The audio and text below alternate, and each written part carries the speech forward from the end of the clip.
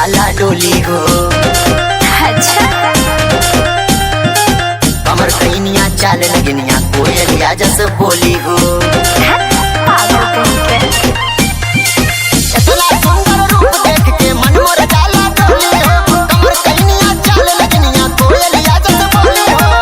इतना छुपा के काहे चले लू चेहरवा, इतना छुपा के काहे चले लू चेहरवा। सुना कबनो दो गलवा के लागे ना नजरवा। आए ही से लगा के चली आँखी में कजरवा।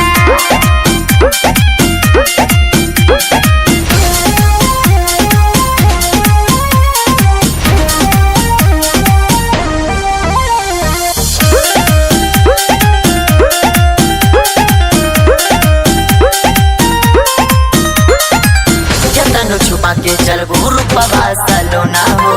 कहियो ना कहियो तो लाग जाई टोना हो। जाना हटा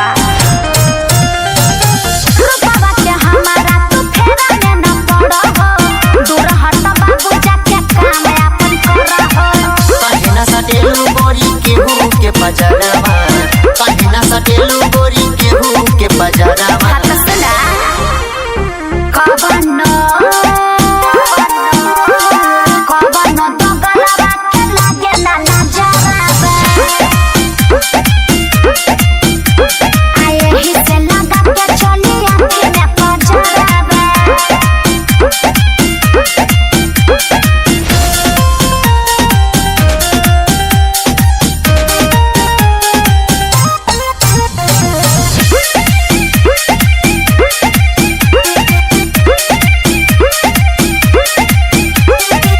नयना नसीला तोहर